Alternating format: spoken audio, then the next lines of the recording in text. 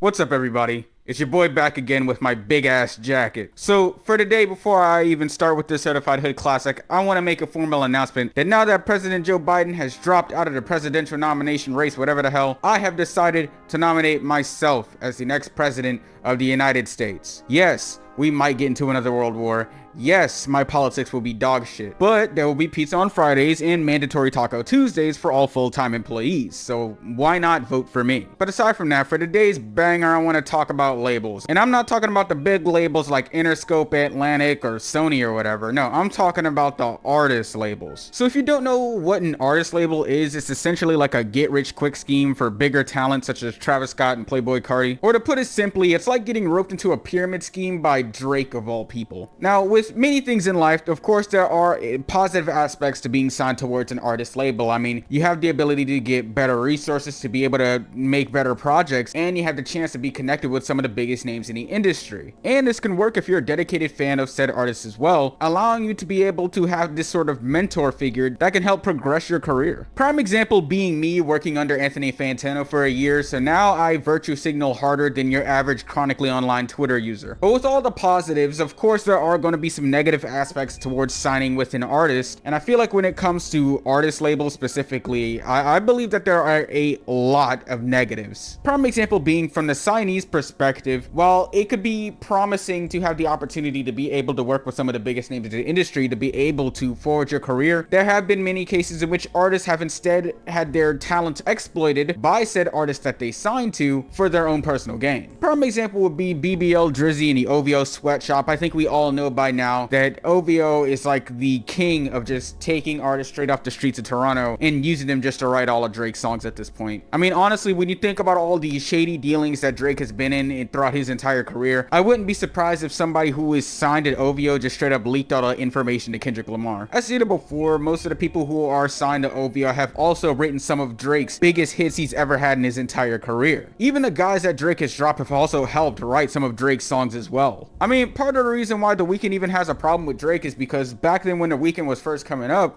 Drake was trying very hard to get The Weeknd to sign to OVO. The Weeknd clearly didn't want to sign under an artist label, and he instead wanted a bigger opportunity with Sony, so he rejected the proposal multiple times. But aside from BBL Drizzy, there's also the Cactus Jack label that's ran by Travis Scott that I feel like is being heavily carried by Don Toliver. But I mean, to be fair though, who is checking for Malu Trevejo and Smoke Perp, which I didn't even know Smoke Perp was signed to Cactus Jack, and I don't even know who Malu Trevejo is, but I guess they're there. And I mean, there's also Sofego, which is basically just Travis Scott's answer to the whole rage trap scene that's been blown up these past couple of years. But even still, I feel like he couldn't exactly make anything that impactful to the scene. I mean, the dude's last album, Pink Heart, sold less than 7K first week. So unless he decides to switch up and work as a pin boy like everybody else in the OVO sweatshop, he's not really gonna get far ahead of the curve. Another artist on the Cactus Jack label as well is Sheck West, who basically disappeared after like 2018 with his hit album Mudboy. And I mean, he's had some singles and features here and there, but I mean, he's never really been able to grasp that same level of popularity he had back when I was in my senior year of high school. He has stated that he's had some issues with his mentors in Travis Scott and Kanye West, mainly because when it came to putting together his own album Mudboy, the same guys who gassed him up seemingly disappeared. But I think this should just be another example of why you should never let Kanye be the guy to mentor you, because he will basically just take the shit that you did and then just run off with it and basically just tell you to go fuck yourself. But even when talking about Kanye, how can we forget Good Music, possibly one of the worst ran music labels out there, with everybody but Travis Scott coming out about how much they absolutely despise Good Music. And it's funny because most, if not all of them, have like the same reasons to why they even signed to Good Music in the first place, which is because Kanye and the Kanye influence. But it's also kind of sad too, because the only artist to actually even have any relevancy even after Good Music's self-destruction was Travis Scott and Big Sean. I think the slogan for Good Music should be changed to "Never Meet Your Heroes."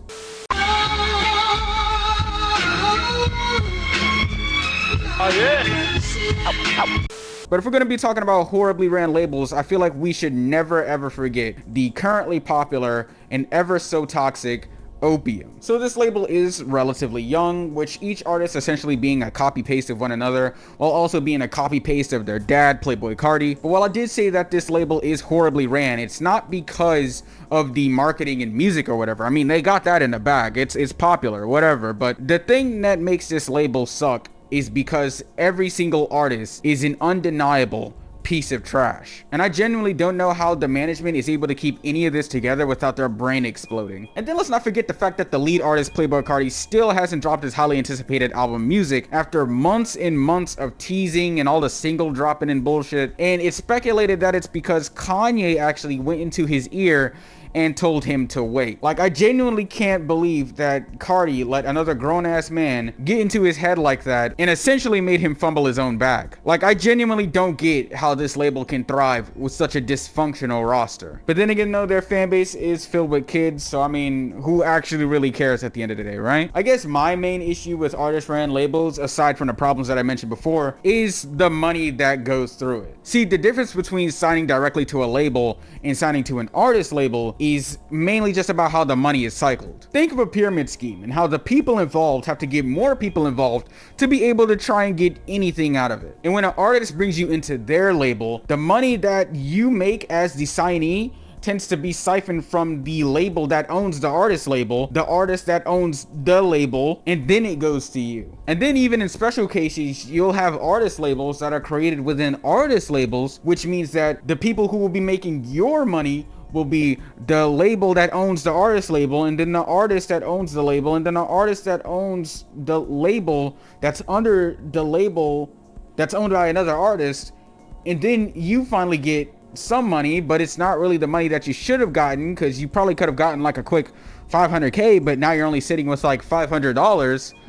Yeah, as you can see the problem here, right? And you can take the advance or whatever, but these labels have been shown to be extremely devious with how that money is utilized. They usually tend to up the studio time by a lot, or they'll do like some sort of really expensive promotion or marketing. So eventually you'll just end up burning through all of the money, and then you'll have to pay that back as well. So if you're not like some super big poppin' artist, you're probably going to be sitting under those guys for a long while. And it's a very easy way for young aspiring talent to be taken advantage of by artists that they idolized growing up. And don't get me wrong, it's not like these big labels aren't doing this either. I mean, this is a tactic that big labels can use as well. But at the same time, these practices have been shown to be just as common in an artist label, if not more common. That's why I'm planning to start on my own record label called Socially Changing Heroes for every musical experience, also known as Scheme. Everyone who signs gets a $1 million advance, and with every person that you bring in to sign as well,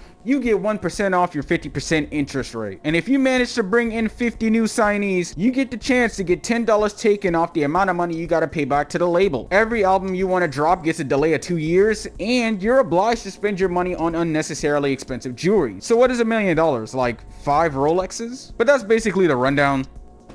Artist labels can be pretty exploitative, if not just as exploitative as the big labels themselves. Feel like personally, if you have the opportunity to sign with a major label such as like Sony or Interscope or some shit, you're better off just going for that instead of just trying to risk the business signing for somebody like Carti or something like that. And then you just end up getting your album delayed like 3, 4, 5, 6 times. That's basically the rundown. I love all of you equally. And as you guys can see, I also got a new thumbnail design. Shout out to the guy who did my thumbnail. I'll link his Instagram down below. You're going to be seeing more of him as well. I'm gonna go do my speech for my presidential nomination. As I said before, wars every Wednesday, pizza every Friday. I love you guys. See ya. Peace.